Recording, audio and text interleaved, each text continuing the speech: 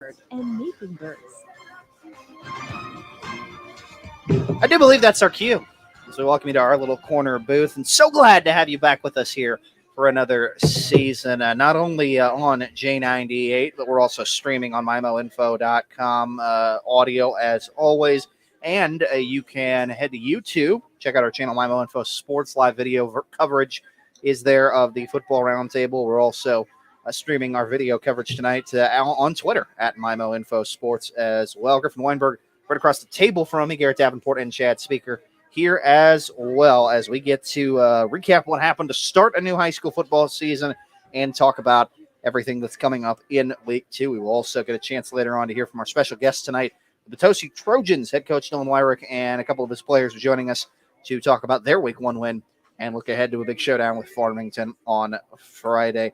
I thought in general, as we kind of talk about some observations, Griffin, week 1, it had some of the things you expect. Some sloppy play here or there, maybe some penalty calls, little execution mistakes.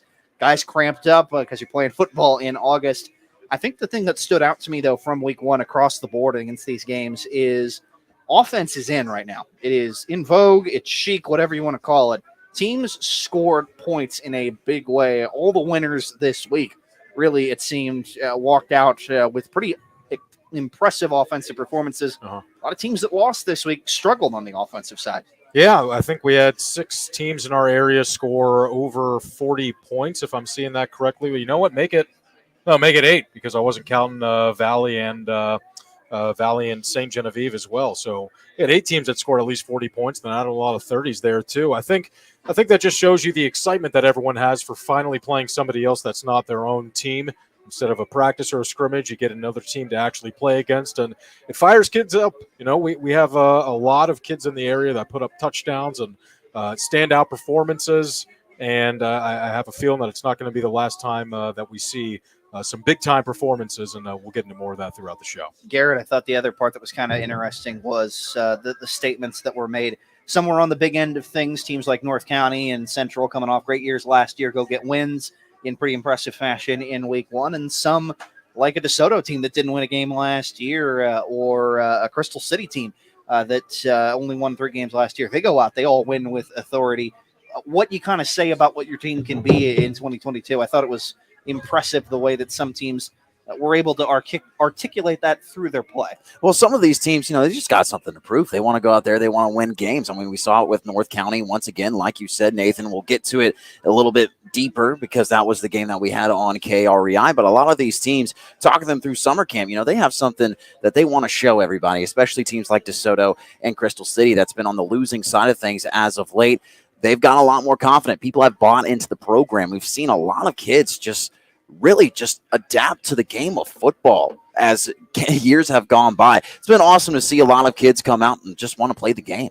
And Chad, a combination of players that we expect to be great, being great. There are a lot of individual performances from guys like Cole Rubel of Seckman, Austin Romaine of Hillsborough, Caden Fly of St. Genevieve, established really good players that went out and played well. And then there's some new faces. We'll talk about one for Farmington in a second, but in general, I noticed a couple of guys that really played well, taking on bigger roles than they ever had before. Yeah, and welcome back to Chase Fowler, quarterback for Valley. We knew what kind of a player he was last year before he went down to injury. So, I throw him in there as I think one of the elite performers and comes off an injury to do that. I like the matchups that we had on the air. I thought you guys did a good job of scheduling that. I thought some of the best games that we had were the games on the air. Terrific storylines as well, rivalry games. You had a Class 6 quality Class 6 team against a Class 3 team, but Valley by enrollment is Class 1, and so to me that was a very interesting matchup. And then Festus and St. John, I don't know why, but there's just cachet with that one. I just like the matchup there. Good battle. They've at times, I believe, met in the postseason in the past, and they've produced good games in the opener each of the last 2 years. We'll break that down and the matchup that we had on KJF in a minute, but I want to start by recapping things by looking back on what we had on AM 800 KREI, where the North County Raiders made it 3 in a row in one of the games that can claim to be the war on Highway 64, I guess, as they were able to knock off the Farmington Knights Friday evening in Bonne Terre 36-22. Raiders' first 2 plays of the game had the Knights fighting uphill the rest of the night. And the initial give of the game is to Job Smith. And Job breaks through the middle. He's into the secondary. And he is gone. A one-play drive, 58 yards. And Job Smith happening again, just like he did twice last year against these Knights. A 6-0 lead after one play from scrimmage. They'll give it up the gut once again. And once again, it's Job Smith with the same result. This is not a replay. 56-yard touchdown run. Job Smith, he's got 2 carries. He's got 2 touchdowns. And he's got over 100 yards. And the North County Raiders lead 13-0. Little context in that one. Last year, Job Smith and the Raiders played Farmington twice. Smith went for over 400 all-purpose yards in the first meeting. He runs for 338 in the second meeting last year, which was a school record. And so, those 2 runs, if you're a Farmington fan, you're thinking, here we go again. If you're a North County fan, you're thinking, hey, business as usual. I'm like where this is headed. And, of course, that was good for North County, but Farmington didn't lay down. Yeah, established star, though, as we talked about some other guys playing well week 1 with plenty of accolades behind them. The All-Stater Smith, 199 yards in the first half as part of a 321-yard day on the ground, 3 touchdowns in total. Indeed, though, Farmington did not fold. Knights found themselves down by 3 scores in the first half when sophomore quarterback Brett Dry directed a scoring drive that culminated with a 30-yard touchdown pass on the final play just before the halftime break. For the first time with 3 players deep, Rice going in motion. They'll spin it back to the right side with Braden Berry. He's got a block, cuts back. He's got one man to beat, and he does! And he does! Braden Berry scoring on a 30-yard out route for the Farmington Knights on the final play of the first half. And Farmington, who was trailing by 3 scores, now will at least take some momentum into the locker room. If you're a Farmington fan, guys, they didn't win the game, obviously, but they're very young, especially their skill guys. And I think you've got to say sophomore quarterback Brett Dry, first varsity start, down 3 scores to a team that's your rival and went to the state semifinals last year, and directs a drive at the end of the half and comes up with the touchdown pass there to cut it to a 2-score game. Obviously, Farmington didn't win, but I think you got to say, hey, this is a sophomore. This looks like the future of our program, guys. Caden Files impressed so many coaches that went up against Farmington last year in that quarterback spot, made the regional radio dream team. Or Felker. Files was the one before, Caden Files before him. Drew Felker last year, my bad.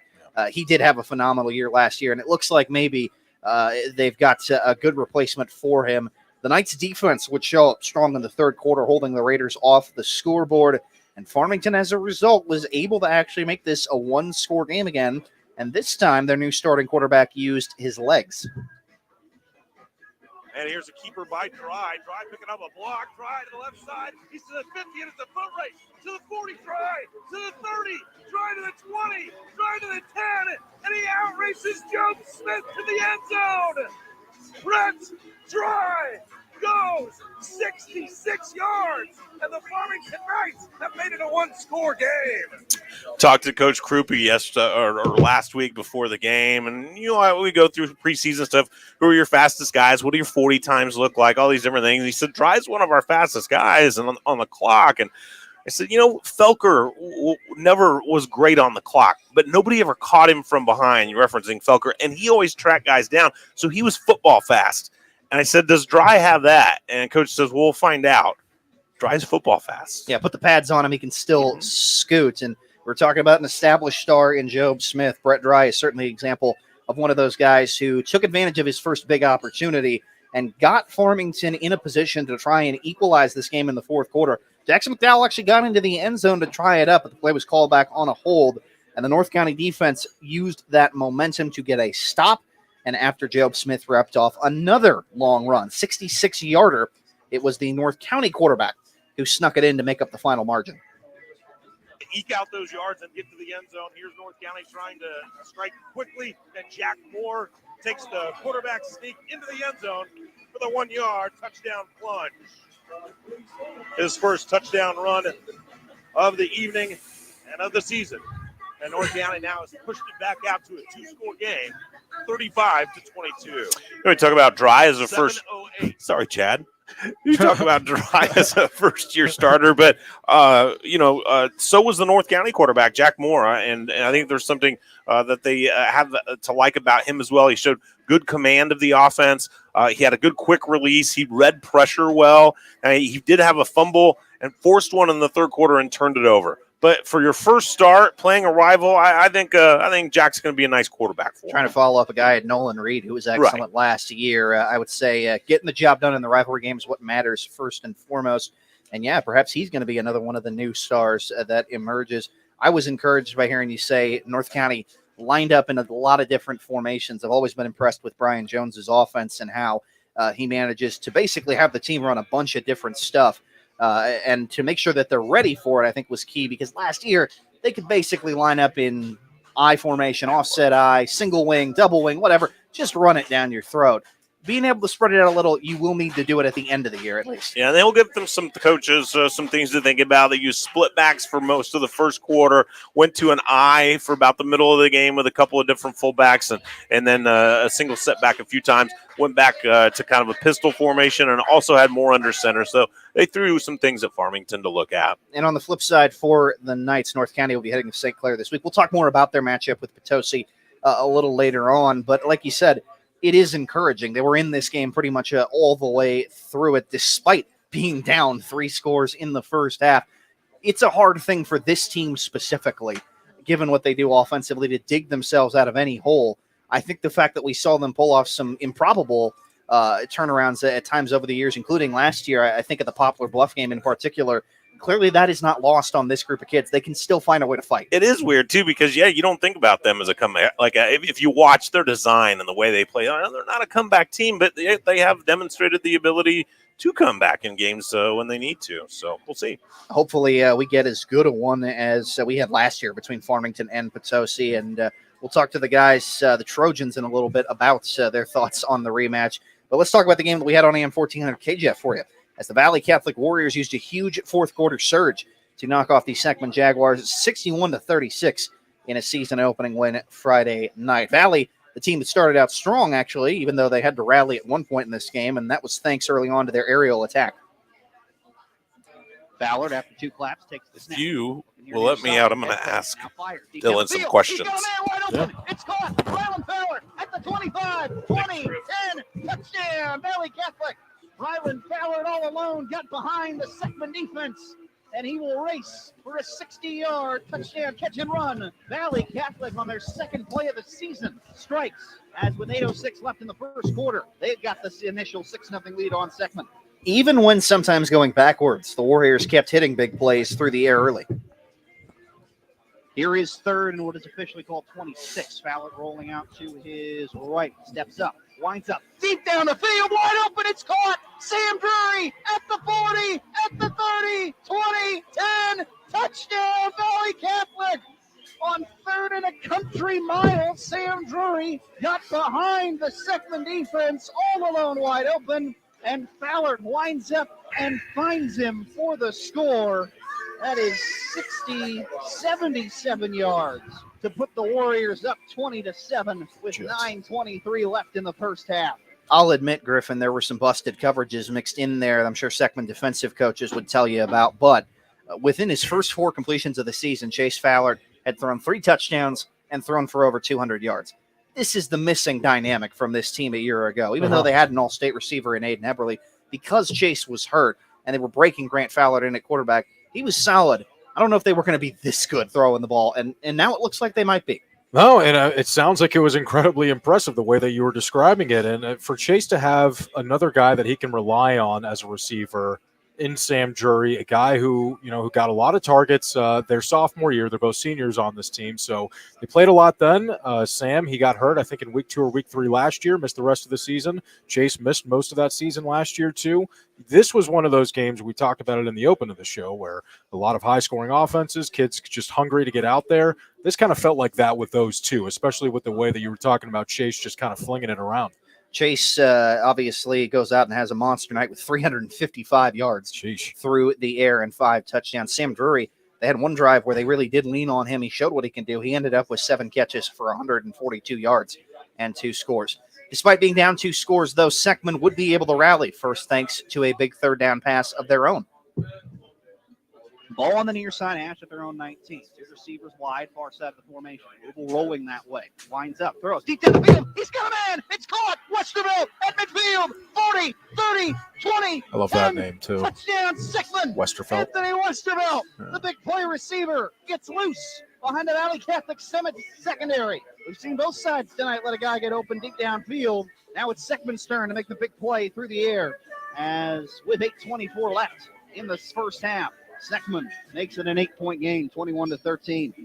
Cole Rubel, we mentioned some guys emerged as new stars like Sam Drury, like the new Farmington starting quarterback. And then there's the established stars like Cole Rubel, who would score on a touchdown catch and come up with a 2-point conversion to help Seckman tie the game going into halftime. The Jaguars would take the lead in the third quarter as well. And even when Valley Catholic got back within a point, Rubel just kept on rumbling. Rubel keeps it right side, got through a tackler. He's going to race away from everybody. Breaking free at the 50, he's gone. 30, 20, 10. Cole Rubel made one cut to the right side, and nobody laid a finger on it. 80 yards later, Seckman has added to the lead, 34-27. Chance to make it 8 with an extra point here. 3:41 left in the third quarter. Talk more about Seckman in a minute, but yeah, to the point of that this was not necessarily indicative of how the season will go, and if anything, the way they played through 3 quarters should tell you they'll be just fine. Cole Rubel finishes with over 230 yards and 3 touchdowns on the ground on a night where he did also still have 10 running plays where he either gained no yard or lost yardage. So he managed to hit the big plays. And as a result, Seckman had themselves a 9-point lead. Chase Fowler gets picked off, and it seems like the Jags are poised to seize this game by the throat. Instead, very next Seckman possession, one play ends up causing things to turn in Valley's favor from that point on. Split end far side is Westerville. Given on a wingback dive. Heinemeyer, he fumbled it, and it's recovered by Valley Catholic. Jacob Calbreth comes up with the loose football, the senior lineman. And we've traded turnovers. After the interception thrown by Fowler, without Cole Rubel in the game, Seckman gives it up.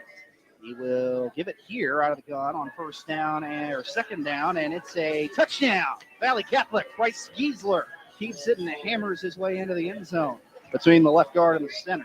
Giesler is in for the score from 2 yards out. His first rushing touchdown of the season to make this a 36-33 game. And after a stop, Valley Catholic found the home run play through the air again. From the near side hash, Fowler rolls out, goes to his right, comes back here right, wide open is Grant Fowler. He's inside the 10, and he'll walk into the end zone. No flags on the play. Touchdown, Valley Catholic. They thought they had Grant Fowler all alone for a touchdown earlier. They ran the throwback to him here. It was almost the exact same play, and he was again wide open, this time for 39 yards and a go-ahead score. Valley Catholic leads 39-36 with 7:01 to go. And the Warriors would score 3 more touchdowns after that. It was part of a string of 34 unanswered fourth quarter points to end the game. Griff, we know this team is going to be good year in and year out. We know they can be a contender to do something special year in and year out. I think they made it clear their first 2 years in Class 3, it's not going to be that big an adjustment for them. But for them to go out and to just take this game with authority, right when it did seem like Seckman might be able to sort of grab control going into the fourth quarter, it's a big win already because it's them beating a very good Class 6 team. It's even bigger when you look at the way that they just seemingly, with a snap of their fingers, took this game over down the stretch. Did it look at all like Valley was nervous on the sidelines when they're down by 9 points or whatever late in the game? I've never seen that team nervous, and that was certainly not the case again on Friday night. That's part of why they were able to pull it off, I think. If anything, the thing I noticed was the juice, the excitement that these guys had and that the fan base had around this game. They recognized they were playing a Class 6 school. They recognized they were playing a Seckman team that had had a lot of success last year, and so you could feel that they wanted this one bad, and it struck me just because this is a team, again, they've been in state championship games in recent memory. They've been in big spots, but they treated this like a very big game, and obviously they showed a lot of poise in a spot that they had to be able to come back in this game, and then, as we said, they managed to just flex their muscle en route to winning it. Yeah, and I like how you brought it up in the post-game interview with Judd Nagger, the head coach of Valley Catholic, that it's a Class 6 team, and I don't think that they've ever played a Class 6 team before, and you can really tell and you can hear how much that this game mattered to them because they are a Class 1 team by enrollment, even though they're playing in Class 3 this season. So it really is just bigger than a regular season game. And to have them down that early in the regular season, when they're used to winning by 30, 40, 50 points in regular season games, to face that adversity early on, to know that they can kind of power over that, that is a really dangerous setup for what Valley might be able to do throughout the rest of the year. The rare instance of a prize fight that goes 12 rounds and feels like both fighters have been great and either side deserves to win. And then in the 12th, one side comes off the turnbuckle and throws nothing but haymakers. And speaking of Jed Nagger, he said afterwards, it's a credit to his players for taking this one with authority in the 12th round. If you would have asked a lot of people what was going to happen in the fourth quarter, you probably thought we were going to wear down, and they were probably just going to kind of impress their will on us, and that did happen there for a while. It was out, and it had some kids fitting wrong, and they got some really good, strong offensive linemen, and it was just kind of like a heavyweight fight. There was just a lot of punches, and I think we probably had an 8-count at one time, but we were able to get enough out of our kids to get one more play, one more big play, and then obviously the fumble was a huge play. But those last 6 or 8 minutes, we just kind of took over the ballgame.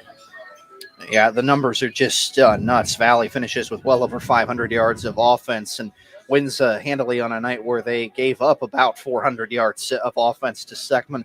Bryce Giesler, 138 yards from scrimmage. He scores 3 times. He shared Applebee's a Farmington Player of the Game honors with Sam Drury, who we talked about. And one of the sneaky underrated keys to the win for Valley Catholic, Chase Fowler, had 58 yards rushing on 9 carries in the second half. He made some nice plays with his legs. We talked about what that means, how big a win it is for the now number 8 ranked team in the state in Class 3. Let's go to the flip side because we'll talk more about Valley later on ahead of their game with Seckman or with Festus. Seckman, like I said, not indicative necessarily of a team that will probably still have a lot of success this year. They still hit big plays running the ball with Cole Rubel. They created a big play in the passing game, which is something they've been looking for. At the end of the day, it's just going to be a night that allows them, when they did suffer running the ball, to say, hey, we shouldn't do that, and we can beat ourselves up and get better. And it allows their defense to also say, if we want to take this team somewhere special, we're going to have to make some adjustments. Yeah, and for Valley Catholic, as big as this game was for them, it's equally as big for Seckman because they're a team that's, sort of on the come-up. Last year was arguably the best season they've ever had in school history. They finally get taken seriously as a Class 5 team. Well, surprise, you get moved up to Class 6 this year. Now some of the competition is going to be a little bit harder. They're in the same district as the reigning Class 6 champions up at Christian Brothers College. So things are not going to be easy for them. And this is a test that I think it was important for this team early on in the season as well, because they still have high hopes. And when you have Cole Rubel on your team, you can go really far into the playoffs. Now you know that when you're up big on a team early on in the season, or rather at any point in the game, you got to keep the foot on the gas pedal. And I think, for them facing that adversity in this game, I've used that word twice now, but them to face that adversity is going to be a big growth moment for the Seckman Jaguars for this season. Adversity is the right word. On the same Friday, you find out you're going to have to pangle with CBC potentially come district playoff time. You run into a team that has championship pedigree in Valley Catholic. More on the Warriors in a bit. But let's wrap up talking about our games by looking at the J98 game of the week, as it was another high-scoring affair. 85 total points on the board in the St. Genevieve Dragons, 50-35 win over the Festus Tigers. And much like the rest of the night, it was an explosive first quarter for both teams. And only 3 plays, the scoring got started for the Dragons. Man in motion now. 3 receivers to the right. Boyer, 3-step drop, pump fakes. He's looking for the end zone. The corner got a man wide open. It's fly, and it is caught. St. Genevieve touchdown. 25-yard toss from Boyer to Caden Fly. They're on top first. And Nathan, we don't have enough time in this show to play all the highlights from both games. There was so much points scored in both of our games, especially on that North County game as well. But going back to that game, St. Genevieve and Festus, me and Michael Goldsmith, who was on the call with me in that game, we had big question marks about St. Genevieve. After losing a guy like Zach Boyer, you lose Austin McBride. Who's going to step up? Well, you're going to hear it a little bit more in these highlights. Caden Fly really stepped up and was big for the St. Genevieve. They needed a big play guy opposite. They're already very talented at quarterback. Meanwhile, for Festus, replacing their starting quarterback and all state-level talent in Cole Rickerman, it took them a little longer, but the Tigers would trot down the field to tie up the game in the first quarter. Is it another direct snap? High snap. They're going to hand it off to Bradshaw. Bradshaw breaks the plane for a Tigers touchdown. Powers it in from 1 yard away. 7-6. Festus answering that open drive by St. Genevieve. The offensive explosion continued for both teams. They traded touchdown after touchdown. St. Gen did make it's a 2-score game at halftime. That was kind of the theme. They kept Festus at arm's length. In the first drive of the second half, to that point, they scored again and made it 36-19. We traded scores until about 4 minutes left in the fourth quarter when Festus proved they still had some fuel in the tank, and they would score late to keep the game close. Smith in the shotgun, 2 receivers to the right, 1 to the left, going from left to right. Here's the snap. Smith looking for the end zone. He's got a guy, Yates, wide open, and it's caught for a Festus touchdown. What a poised throw and catch from Essien Smith. 21-yard throw to Landon Yates. The Tigers, they got to go for 2. They're down 10. Hey, they get the 2-point conversion, only down 8. And Nathan, I just want to talk about both Essien Smith and Jeremiah Cunningham for Festus. Good news and bad news for that Festus coaching staff. Both quarterbacks looked great, but now you don't have a QB1 going into next week against Valley Catholic. But both guys had a tremendous performance. They got a QB1 in both Jeremiah Cunningham and Essien Smith. Both looked really great. Are they both throwers? Does They one both- run better? they both How have- do you compare them? Well, really right now, Jeremiah Cunningham had a little bit more passing attempts. He looked a little bit more poised out there. He had more varsity experience. Essien Smith had a little bit more raw athleticism. Really had a good really good throwing motion. A little bit faster, but Cunningham just really made great decisions out there. And it was really hard to really say who played better in that situation. Whenever they were out on the field, they both seemed to have great plays. Great command of that offense. It's really hard to tell which one's going to be the starter when you get later into the. I guess that's why it's been hard for Coach Afadale. Yeah, they didn't know about a month before the season yet who they were going to go with. And the skill guys may kind of mask who was the better one, because it seems like anybody who throws to Armand Branch is going to be fine. The running back talent that they've got with Hayden Bates being added is really going to make them a fun team. And they, like we said, they were able to put up the points necessary to hang into this one. But ultimately, this particular Friday night was not about a Tiger, but about a St. Genevieve senior. And that Dragon put the final nail in the coffin on a Festus comeback. Festus looking to go get this onside kick. They're down 8 with 4:08 left to go in this game. Bates the onside. It's got to go 10 yards. They can't touch it. Jay Pope's official stats here. Here they go down the sideline to the 20, the 10. St. Genevieve takes the onside kick for a touchdown. What in the world? I haven't seen that one before in the high school sports season. But how about St. Genevieve, the hands team, coming up with a touchdown? This team, I'm sure, was looking for a replacement specifically for Zach Boyer at the skill spot, a number 1 guy, receiver or running back, whatever. 8 receptions for 175 yards, 2 scores, 4 carries, 70 yards, and a touchdown. And, oh, yeah, bouncing ball on an onside kick, just scoop and score. I think Caden Fly might be that replacement.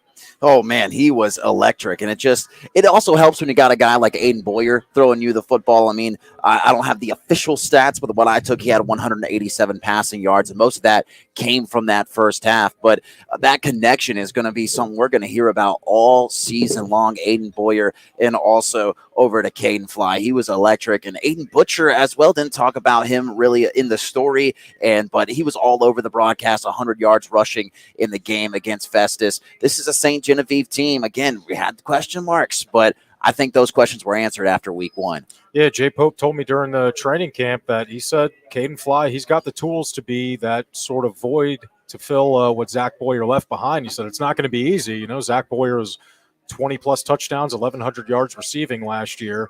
But Caden Fly, he had some big breakout moments last season, especially in that Valley District playoff game, electric game, and he really set his mark here in that first one. I mean, those are unreal numbers. And going on top of that, for Jay Pope, one of his star guys, he didn't even have him for week 1. Wyatt Springcamper was really a wide receiver 2 for St. Genevieve last year.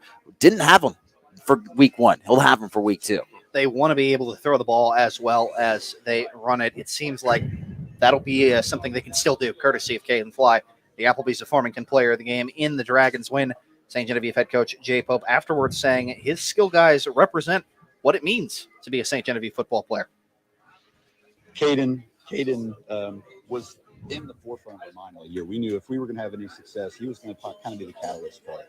And again, Aiden Butcher, he didn't have any experience with us last year, and he stepped in, and he looked like a St. John football player. You know, the history of the school, you look at the running backs that have carried the rock here. Aiden was one of those guys, and he's a new guy, and he's just carrying that tradition. The city of St. Genevieve was jumping already, just be having those 2 home games at the same time, 2 excellent opponents. And now you get 2 high-quality wins. And, hey, look at that. St. Genevieve, Valley Catholic, they happen to share a conference now. They'll play a little later in this season. That rivalry game might carry a little extra juice once we get to it, don't you think? That should be a whole lot of fun. It's going to be an interesting one. Same conference, same district again this season, too. And it's going to be a really fun district that they got in Class 3 District 1. Oh, yeah. Stakes are going to be ratcheted up when those 2 get around to meeting each other here later on this season. St. Gen going to take on Afton this coming week. We'll talk about Festus's matchup with Valley Catholic later on in the show. We've got a lot of Week 1 games to recap, so we're going to take a quick time out. Still to come tonight, Potosi Trojans, our special guest, join us to talk about their Week 1 victory. After the break, we'll give you the rest of the Week 1 scoreboard. Coles Tractor and Equipment Football Roundtable continues live from Applebee's in Farmington on J98.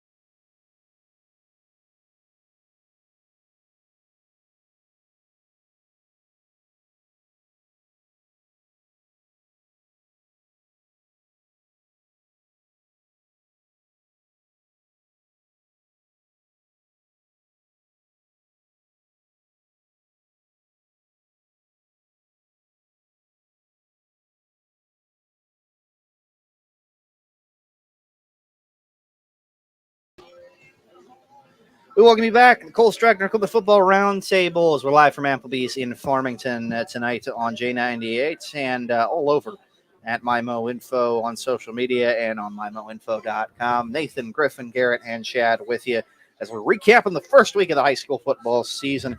Congrats to the big winners we already talked about, the North County Raiders, Valley Catholic Warriors, and St. Genevieve Dragons. Let's tell you about some other games that happened around the area. Central Rebels coming off just an excellent season last year. They reminded you they're still one of the best in Class 3, and they knock off a good Poplar Bluff team, 29-7.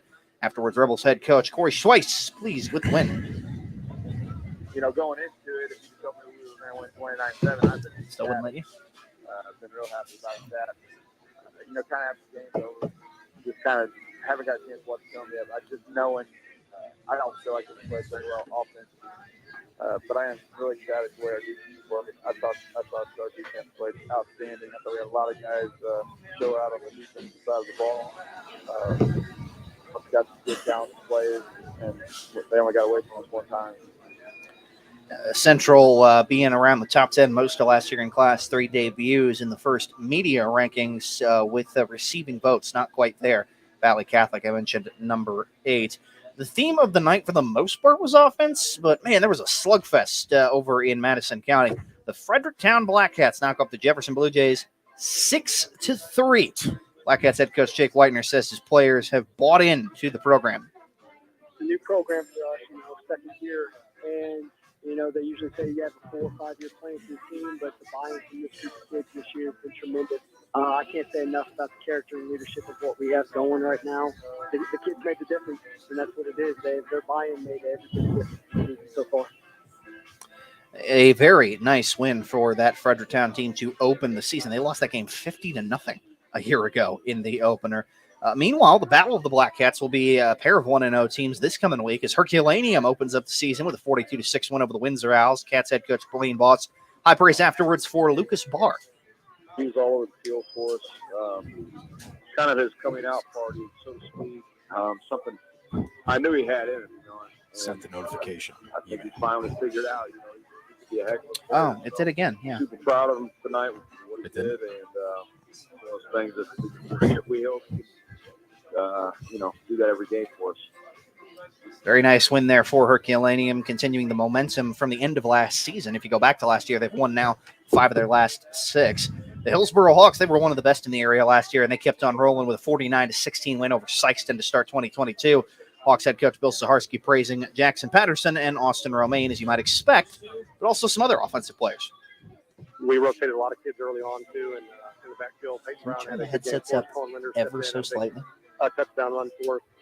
In the first quarter, we got out to 28-0 start in the first quarter, and had a handful of kids tip the ball and make some plays for us. So, quarterbacks came in and did a good job, and Justin Brown and AJ Heisel, they played really well, and just really an all-around team effort.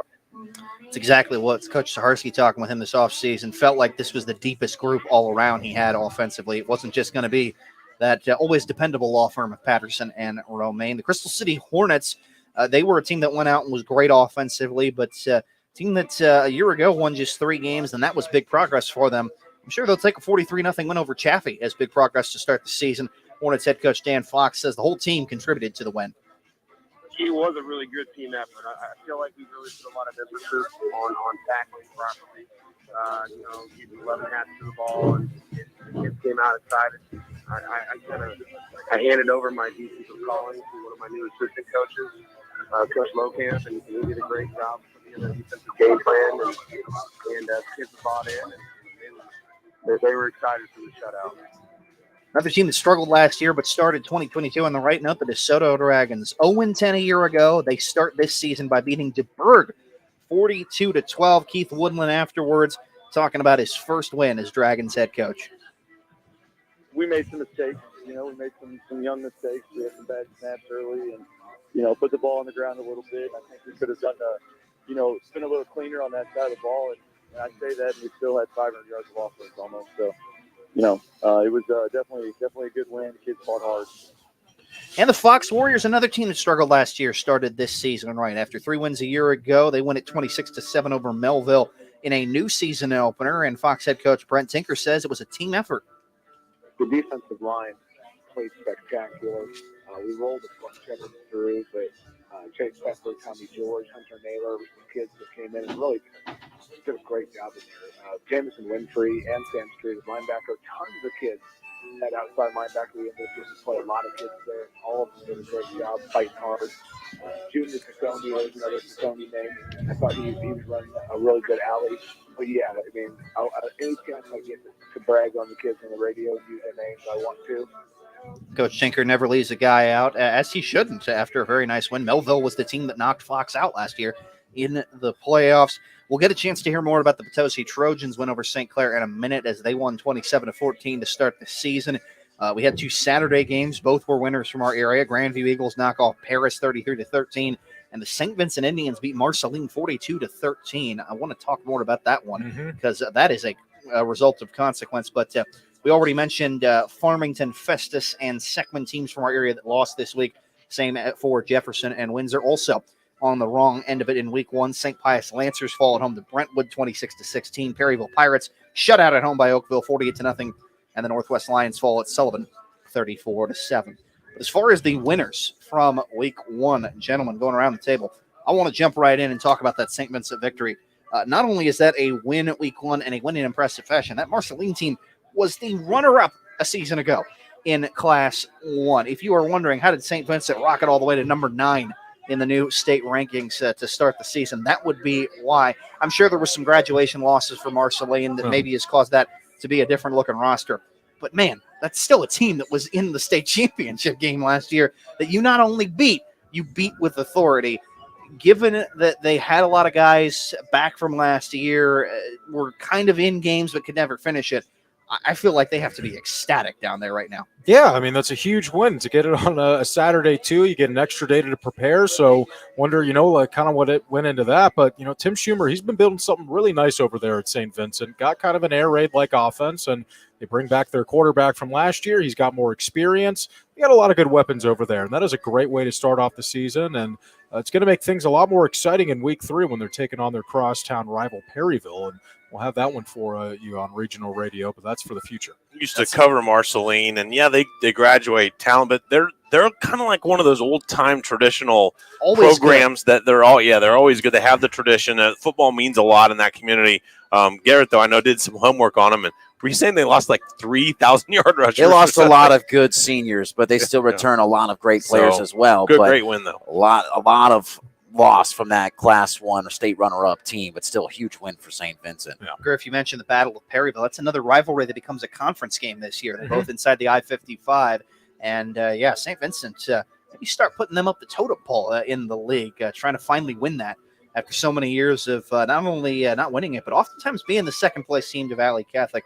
Griff, big winner for you this weekend? Well, before I say my big winner, just a big note here. We had 11 games in which we had an area team face a non-area team this week, and the area teams went 8-3. So I think that everyone, is sort of a winner there. Oh, yeah. Something nice to shout out. But specifically, DeSoto, that's my big winner, 42-12 over DuBourg.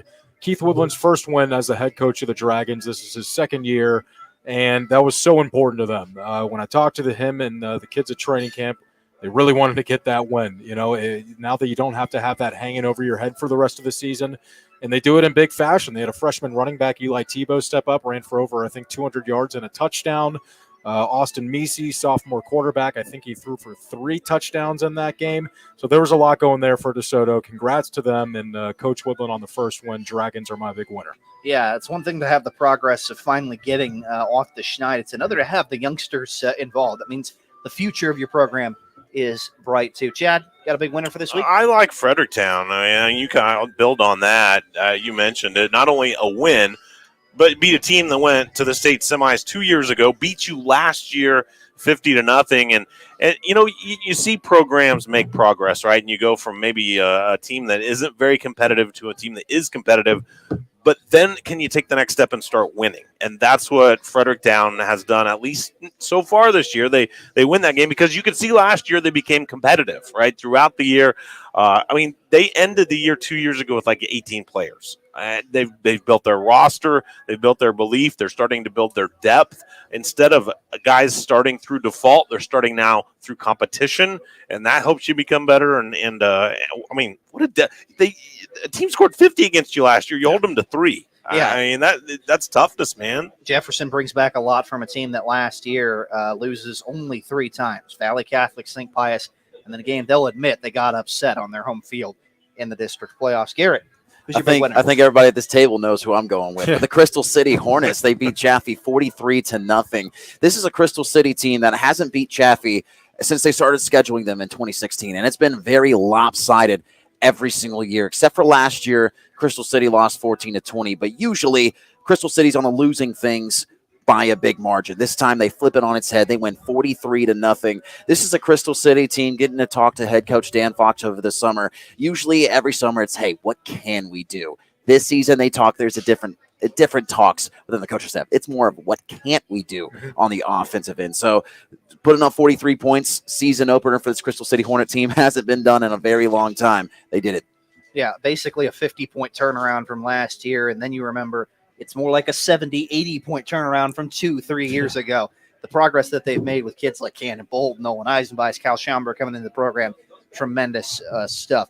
Everybody who walks away 1-0 feels like a big winner and should. Congrats to all the teams who started the season on the right foot. We'll talk about week 2 a little later on, and a rare instance of weeknight Missouri Tiger football as we'll preview their new season in a bit, but we need to get to our special guests. We'll take a time out. When we return, we will chat with the Potosi Trojans. Head coach Dylan Weirich and a couple of his players have joined us here at Applebee's in Farmington. They'll tell us about their week 1 win, and we'll set the stage for their game against Farmington Friday night. It's coming up. Cole Stractor and the Football Roundtable right after this on J98.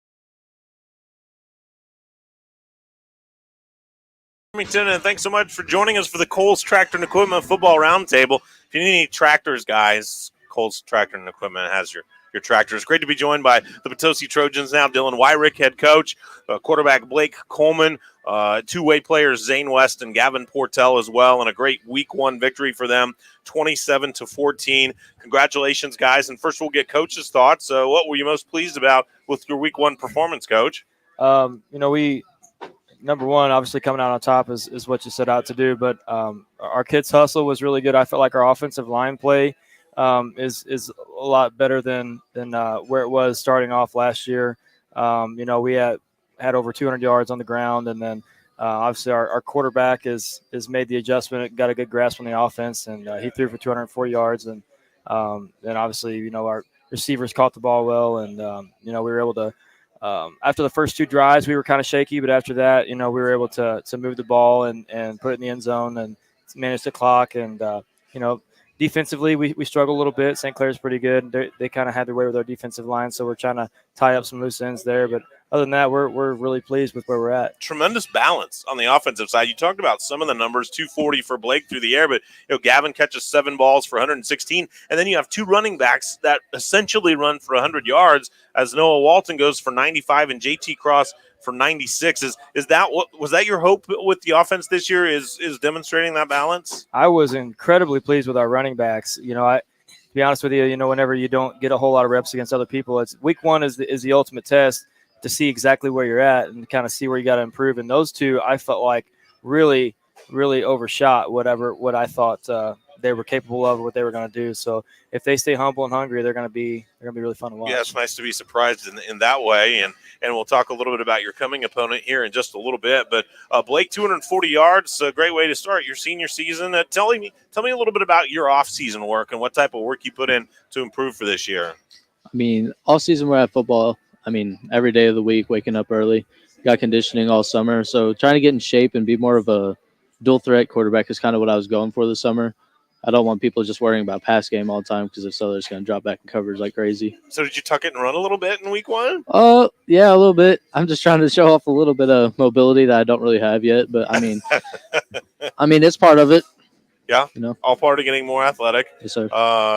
Your arm is strong, though. The release is quick. It sounds like you've got a bevy of wide receivers that you can throw the ball to this year. Oh, yeah, a bunch of weapons all over the place, so I'm not really particular about who I'm throwing to this year. Last year Gavin was a pretty big target for me, but everybody picking up speed and hands and stuff this year. I got weapons all over the place. Gavin, 7 balls, 116 yards and a touchdown for you. Tell me a little bit about the type of ball that Blake throws and kind of the relationship, beg your pardon, that you guys have.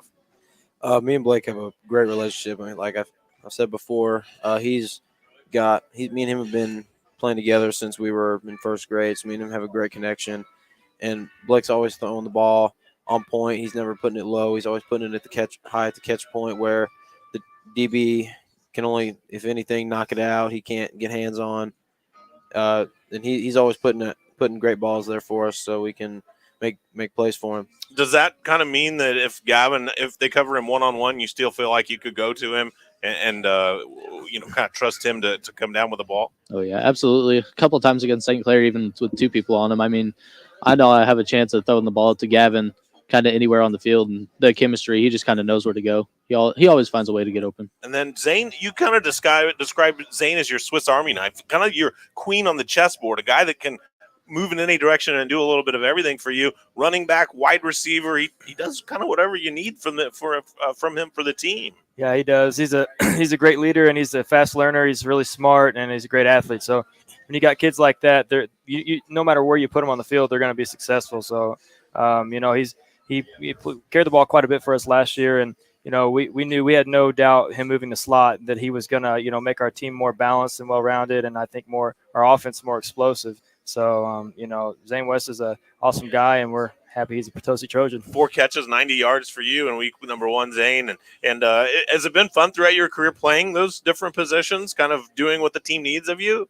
Oh yeah, I'm always just down to play really wherever. I just want to win. That's my biggest thing. I'm not really big on like accolades and stuff. Those are cool, but at the end of the day, you want to win games and you want to win championships. So that's what I'm here for. So last year, did you practice kind of as a running back and a wide receiver during the week? Yeah, so I'm always kind of moving around. So one day I might go with running backs, the other day I might go with receivers. It just depends on what's in store for that week. So Yeah. So is he going to play quarterback if Blake would have to come off the field for a while? We'll figure it out, but I would say one of these two guys across the table Seriously? would step behind Yeah, Sam. yeah.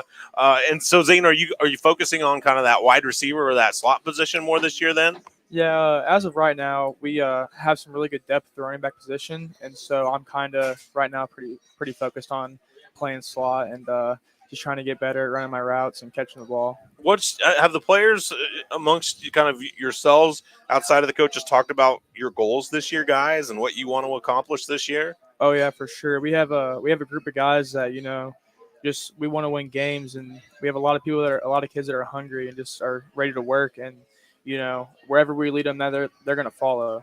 Coach, you thought that even though you held them to 14 in week number 1, you thought you needed to see the defense make a few improvements. What are some of the improvements you'd like to see the defense make here in the next few weeks? Well, we've got some younger guys, some experienced guys. We got quite a few guys that play for us on both sides of the ball that don't have a driver's license yet. So they're just learning how to play football, and at the varsity level, it's just a different speed. So our defensive line, is going to improve this week. We're very confident in them, and I think just getting the jitters out week 1 was a big thing. But St. Clair, they would have played right with us had they not turned the ball over. They turned the ball over 3 times, and we got back on it. We capitalized on the turnovers. But had they not turned it over, they were driving on us, and they were putting together some pretty good drives, and there was not a whole lot of resistance. So St. Clair's a good football team. We felt very fortunate to come out on top of that one. I talked to you a little bit about why you like a 4-4 defense before we start, because when I played football a million years ago, that's what we always played, and our coaches told us why. And so why do you like the 4-4? Well, it's a bend but don't break, and you've got an extra guy with his paw in the dirt, and it's it's kind of a box-in type of defense, but it's always came through for us in big situations, and it was actually what I ran in high school as well. So it's if it ain't broke, don't fix it. And these kids run it to a T. We got to get personnel for it. North County played a base 4-4 in their victory last week against Farmington. You play the 4-4 against St. Clair. Kind of similar systems, St. Clair and Farmington. Yeah. St. Clair is more power and counter, and Farmington's obviously a lot more option, midline veer, and but they're definitely two teams that are pretty comparable. I feel like Farmington definitely comes off the ball very good up front on both sides of the ball. But I think Farmington is a little bit better football team, so we're going to have to be a lot better football team to come out on top. What pops to the top when you scout Farmington, Coach? Well, their line, their first 3, their center and both guards just absolutely fire off the ball quicker than what I've seen in quite some time. They've got some pretty good athletes all over the field. Their quarterback, I feel like that they have throws the ball a little bit better than what they've thrown in the past, and he seems like he's got a really good command on it as far as what they do. And I think he had a really, really solid game against North County, and their running back is fantastic. We've got some great ones that rotate, but their starting running back is he's a tough, hard-nosed kid, and he gets downhill, and he knows what he's doing, and Coach Krupe's done a great job with those kids. You kind of talked about the athleticism and how fast and aggressive Farmington gets off the ball, but you have actually a little size advantage. You guys are big on your lines. Yeah, we've got some size, and again, we've returning one guy that's a starter up front, but these other 4 that have come in have just done outstanding, and as far as learning what we do and stepping up and being tough, and just taking good steps and firing off. And our offense is some people would call it complex at times. They do have some things to think about, and they have a lot on their shoulders, and they've done a heck of a job stepping up and taking care of it. Gavin, the last 2 years you guys have done everything but beat Farmington. 10-6 2 years ago. It was a really competitive game at Farmington, and then last year I think it was even closer, 23-18. But it took a goal line stop on the final 2 plays for Farmington to turn you guys away. In fact, you guys had scored a touchdown earlier in that drive, and it was called back on a penalty. So how much has this Farmington game kind of been on your guys' minds in the offseason and coming into week number 2 here now? Oh, it would be awesome to beat Farmington. That's something that, I've always wanted to do that I haven't accomplished yet in high school. But this year I think we have a really good shot. We got a group of guys that are willing and able to bust heads with Farmington and just get scrappy with them, Yeah. because that's what you got to do to beat these teams like St. Clair and like Farmington. You got to be willing to hit them, and we got a group of guys that are really willing to get going. I think that's a great description, because to me, in covering the Potosi Farmington games over the last few years, it has been physical, like a really physical game. And Zane, you were right in the middle of the action too the last couple of years. What type of competition is it when you guys and the Knights get on the field? I think a lot of people look at us as a spread team, but I don't think we play like a spread team. And I think that's why we play so well against Farmington. And I think, we in the past we've had some mistakes, and they're a team that, if you turn the ball over or have penalties, they're going to capitalize on it. And I think there's just, there's that conference rival too that just, even if we weren't a good team this year, we'd still scrap with them. And I think that's our biggest motivator right there. You had some success last year against the Knights. Blake threw for 150 yards and a couple of scores. And in fact, to talk with their coach Eric Krupe this week, and he said you put some balls on the number where only your guy could go get it. What's it like playing against a Farmington defense and trying to complete those passes?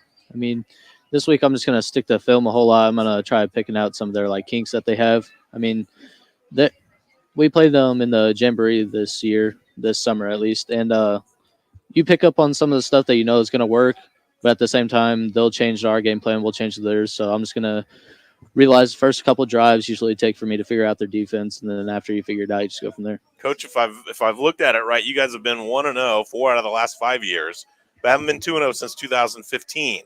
So to go into week 3 unscathed, I'm sure that just feels like you're setting yourself up for success and taking that next step. With high school kids, high school football, it's momentum is key. It's a huge deal, and if we could grab some of that momentum and have some wind in ourselves going into that two-headed monster with Park Hill Central and Valley Catholic back to back there, I think that'll set our kids up a lot better mentally.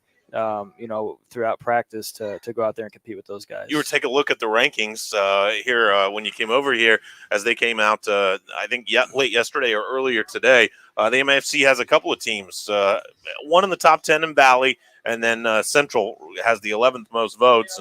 And those have been a couple of the quality clubs in the conference, certainly the last few years as well. How do you kind of see the conference this year and the competition you'll be facing all year? I think it's a great opportunity for us to play in a conference like this where you've got just solid teams. I know St. Genevieve's not state ranked right now, but they're fantastic. They're always been a really good program, and they're always going to play you tough, and especially when you got to play them there, it makes it tough. So I think we have an awesome conference. I think it's an honor to get to play in it, and I think it's an opportunity every week to go out and do something really special. Do you like Valley coming over? I think it's an awesome opportunity for everybody in the conference. I mean, they're a great football program, and if I'm a senior in high school and I get to play Valley Catholic, I think that's a great memory and an awesome opportunity. Yeah, I feel that way too. You might as well go play the great teams. How do you guys get kind of caught up in all that? Do you pay attention to the schedule in the conference or anything like that, or not? Or are you guys just looking to get your next meal and your next session in the weight room? I think we're just a week by week team. I don't think we're not going to be scared of anybody. I mean, they're high school kids just like us, and we just take it a week at a time. When it's time to play them, we'll prepare and we'll go do our best. And I think that's all we have to do. All right, sounds good. Coach, what would be maybe one or two keys to be successful on Friday night this week? Take care of the ball, minimize penalties and mental mistakes. We have to play solid defense. We can't allow Farmington to have the ball the entire game. We have to create turnovers. We have to make them punt, and then we have to take advantage of it when we have the football. We got to score it, and and try not to score it too quick. Because that is kind of but I think if we can keep the ball in our hands as much or more than they have it, I think we'll be in good shape. All right, that's head coach Dylan Weirich, Blake Coleman, quarterback for the team, Zane West, Gavin Portell, two-way standouts for the Potosi Trojans. Coach, in listening to your interview on End Zone Friday night, you talked about it as a process that has to continue, but it also sounded like you felt like this team has gelled pretty quick this year. They have, and like I said, we've had a lot of big shoes to fill and a lot of spots for guys to fill in. And when you're going through the offseason and the process of putting all those pieces together, you just think, oh man, how are we going to get this together? How are we going to gel? How's this group going to? And then they've done it. And I couldn't be more proud as their coach. And it's just an amazing group of young men. They've been fun to watch. Is that senior leadership kind of part of that? Always, every year. I mean, leadership's everything, and we've got some solid kids sitting right here with us, and quite a few more in our locker room. Sounds great. We look forward to seeing you guys Friday night in Farmington. We'll have the game on the air on AM 800 KREI and also online at MyMoInfo.com. Thanks for joining us at Applebee's tonight. Great to have you guys here. Great to be here. All right. Dylan Weirich and Blake sir. Coleman, Zane West, Gavin Portell joining us on the Coles Tractor and Equipment Football Roundtable. And we'll be back here in just a moment to take a peek at some of the other matchups ahead coming up in week number 2 this Friday on the air and also all around the area. All right, cool. Thanks. So let's take 3 minutes. Hi, this is Robin Nagel with Serenity. Thanks, guys. That was great. You At did a great Serenity, job. we believe Yeah, that it's end great of to life have you care is here. not about Yeah, giving you up. bet. It's about You bet. living the best life We'll see possible. you guys Friday night. And also, have I'll left. come down to get Choosing free hospice care means more comfort and support for your loved one. everything. Our comprehensive team provides all the necessary support for our patients to remain where they live in the presence of family and friends, providing peace of mind when it matters most. Visit Serenity.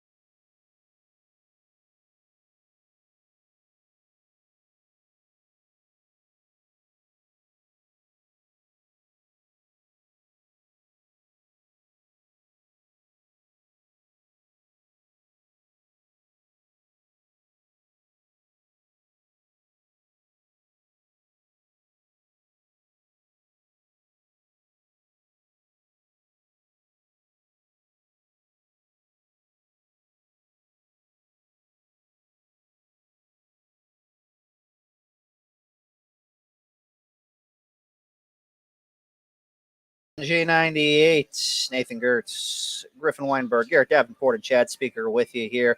Big thank you again to our host at Applebee's in Farmington. We have been just salivating. I saw Griffin do the cartoon float in the air over to wafting smoke from the riblets and the barbecue sauce a little bit earlier. Like, yeah, we're dying to dig into the delicious food that they have here. They got a drink of the day special going for every day of the week right now. It is Tuesday, so Mucha Bahama Mama looks like is on my. You just wanted to say that. Is on my menu. I mean, I would have said Mucho Top Shelf LIT as well. Mucho Top Chef Lit, as the kids say. But yeah, come on down to Applebee's to Farmington, watch the Cardinal game, and enjoy football season, which really gets going, of course, over Labor Day weekend. Hey, speaking of football and Labor Day weekend getting closer, that means college football season starts. The Missouri Tigers will kick off their season 2 nights from tonight. They've got a real weeknight game as they'll begin with a Thursday matchup that you can hear on regional radio. The first opponent, Louisiana Tech, who struggled a year ago, going just 3-9 in the Western Division of Conference USA. Mizzou, of course, you'll remember, struggled out the gate in 2021, but started to put some wins together down the home stretch and managed to be bowl eligible. Unfortunately, losing the regular season finale to a very good Arkansas team, and then losing a hard-fought Armed Forces Bowl to the U.S. Military Academy, the Army Black Knights, meant that they finished under 500 last year, 6-7, along with a fourth-place finish in the SEC East. Mizzou head coach Eli Drinkowitz talking about the matchup, saying that they've been preparing for some of the things that Tech might run against the Tigers Thursday. Louisiana Tech has a very aggressive third down plan, and they've got a very good blitz package that we've studied for the summer. And so, we've been trying to introduce some of those plays into fall camp just to see if we can get a little bit extra footing on it. Mizzou has a new starting quarterback in Brady Cook, who got the opportunity as a freshman to play last season. No, it is not his birthday, but I'm sure he's feeling happy about the opportunity to become one in a long line of former St. Louis high school QBs who starts at Mizzou. It worked out pretty well for some guys like Blaine Gabbard. They're going to have to replace the Tigers' other production of all-conference and almost all-American running back Tyler Beatty. Interested to see what they look like. That is a 7 o'clock kickoff Friday night. Pregame starts at 5, so tune in for a special Thursday night edition of Missouri Tiger football as they open the season with Louisiana Tech. That's on AM 800 KREI and AM 1400 KGF. That will be the precursor to our weekend of high school football. Let's dive into that week 2 schedule. There are 2 Thursday night games in the area. The DeSoto Dragons will be hosting Sullivan. The North County Raiders will go on the road at St. Clair. Both teams looking to improve to 2-0. The rest of the schedule on Friday before we get to our broadcast games includes Windsor hosting Perryville, Hillsborough entertaining Cape Central, Jefferson welcomes in Cuba, Grandview hosts Bayless, Crystal City hosts Louisiana, Seckman at home against University City, and then the St. Genevieve Dragons will host Afton, and the St. Vincent Indians will welcome in Scott City. That's another good test off that win for against Marceline. The teams that are on the road, St. Pius visiting DeBurgh, Northwest at Parkway South, Fox at Lafayette Wildwood, and the Central Rebels continue their road tour to start the season. They'll take on Caruthersville. Anything off that schedule? Jumping off to anybody. Scott City at St. Vincent for me, fresh off that win against Marceline. Scott City's been a solid team in the past, a team that you have to go through come playoff time. They end up being in St. Vincent's district a fair bit, so that's a good early season battle to try and see if they're going to be able to build off a very impressive week 1 win down there in Perryville.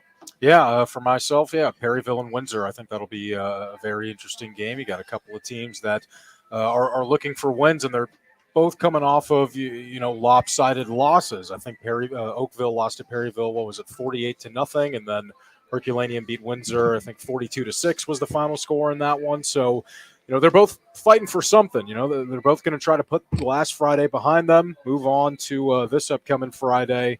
And we'll see how they duke it out Friday night. North County at St. Clair, also fascinating Thursday game that the Raiders can't really look ahead because Potosi had their hands full trying to beat St. Clair this Friday. Let's talk about the games that we'll have for you on regional radio. And let's start with the matchup on AM 1400 KGF. Garrett Davenport will have the call for Jefferson County Friday Night Football, the Battle of the Black Cats, and the winner gets to 2-0. Given what Fredericktown was last season, what they've been the last couple of years, given how up until they got hot at the end of last year, what Herculaneum's been the last couple of seasons, starting the year 2-0, that's enormous progress for one of these programs. Well, yeah, a Black Cat is going to win this football game, Nathan. Wait to play both sides. Is it going to be Herculaneum? Is it going to be Fredericktown? I don't know. But with Herculaneum, they're coming off a big win against Windsor. We know what they have with Lucas Barr and Jackson Deering. That connection was phenomenal for them against week 1. For Fredericktown, still don't really know what they have going on the offensive side of things. Of course, against Jefferson, only a 6-3 ball game. So still kind of waiting to see what they got offensively. But that defense putting up a good game against Jefferson. And this is a Jefferson team that we thought coming into the season is going to put up some points. So I'm excited to see that Fredericktown defense against the combination of Jackson Deering and Lucas Barr for this game on AM 1400K, Jeff. Flip side of that is that Blaine Voss talked about Lucas Barr also playing very well defensively.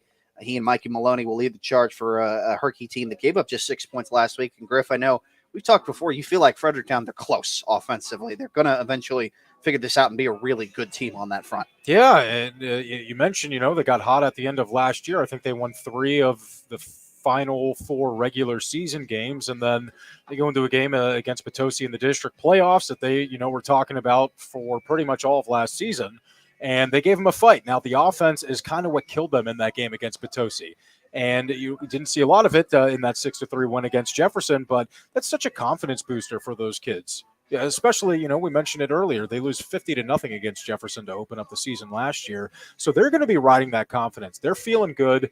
It was a brand new field, a brand new track that they're playing on at Fredericktown High School too. And now they get another home game here. So this is going to be, a game of who is going to carry over a lot of that confidence and the momentum from last Friday. Not going to be easy to stop Herculaneum, but with the way that Fredericktown played defense and the help on special teams from All-State punter Carter Cheney, also the quarterback for the team, things could be looking good for the Black Cats. They're excited about the progress he's making as their signal caller. On AM 800 KREI, we just had a chance to hear from the Potosi side of things, Chad.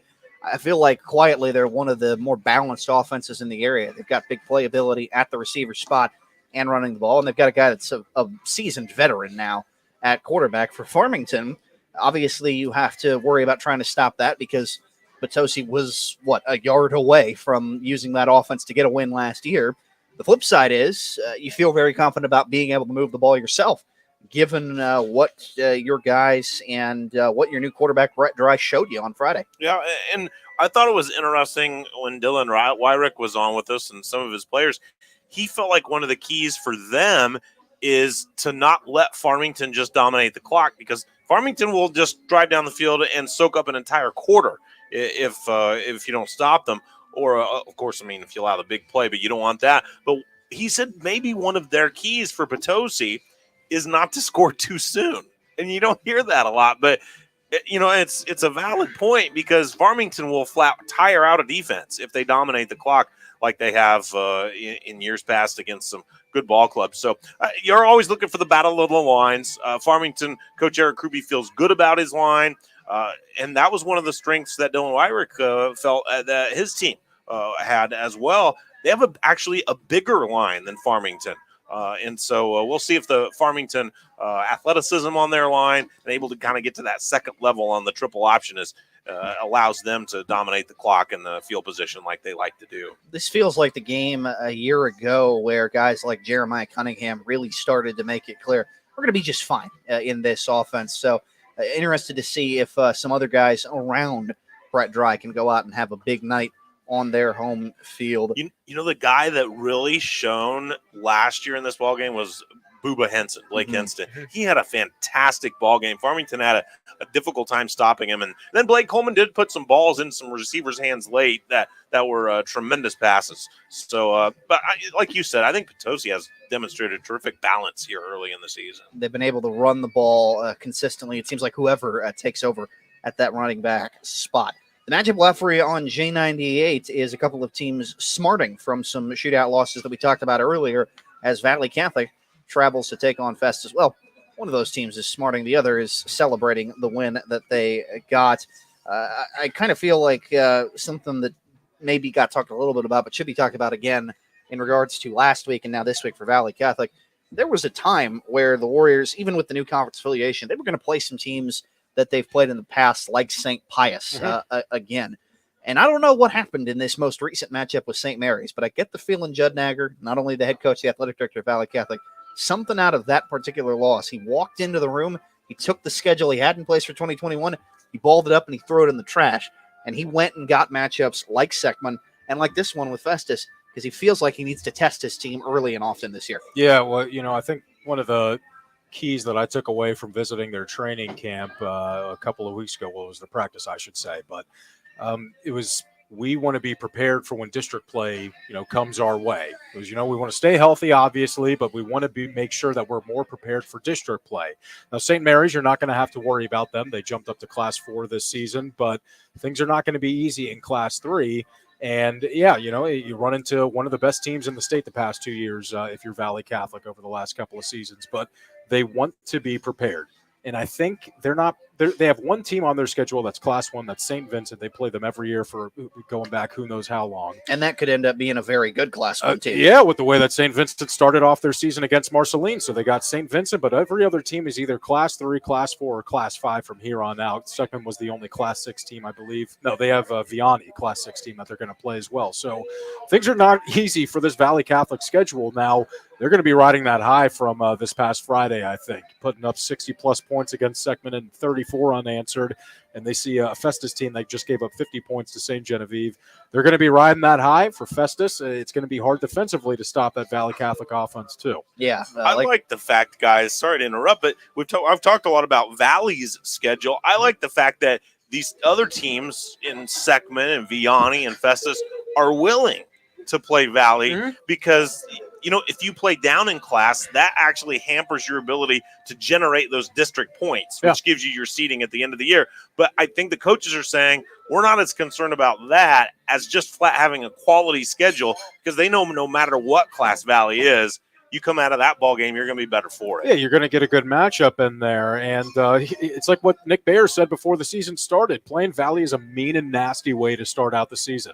It's a Class 6 coach talking about really a Class 1 school in terms of enrollment. And, they have a lot of respect for the Warriors. Seeding is just a number at the end of the day when we get there. I just wanted to kind of flip it on its head for the Festus type of perception of this all. I think this is really the game where you find that QB1 when you're playing a team like Valley Catholic. You see what Estienne Smith and Jeremiah Cunningham have for you. Who's going to step up and play against a team that's been really the best team in the area so far? And kind of for Festus, there's a chance that they go 0-2. This is not an 0-2 type of team. We said that a lot last year with their record. This is a good Festus team, but you're really going to see what you got against a team like Valley Catholic. They are always excited about their offense because they have Coach O'Flatley designing it and running it. This is a guy who, forget the former NFL tight end, Mizzou position coach. This is a guy who coached and called the plays at a powerhouse in Columbia Rockbridge. He knows what he's doing on that end.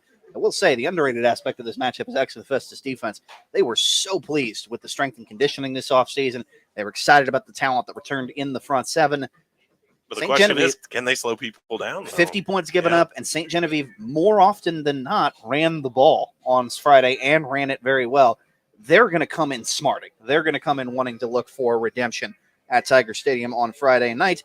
And, hey, look at that. Bryce Giesler, all-state running back a year ago, 1,700 yards, 26 touchdowns. Be a nice way to turn the narrative around. It should be a whole lot of fun on the J98 game of the week as Valley Catholic and Festus duke it out. A great one a year ago. Hopefully we get another good one between Potosi and Farmington on AM 800 KREI. And on top of that, you got a battle for 2-0 in the Battle of the Black Cats, Herculaneum and Fredericktown on AM 1400 KJF.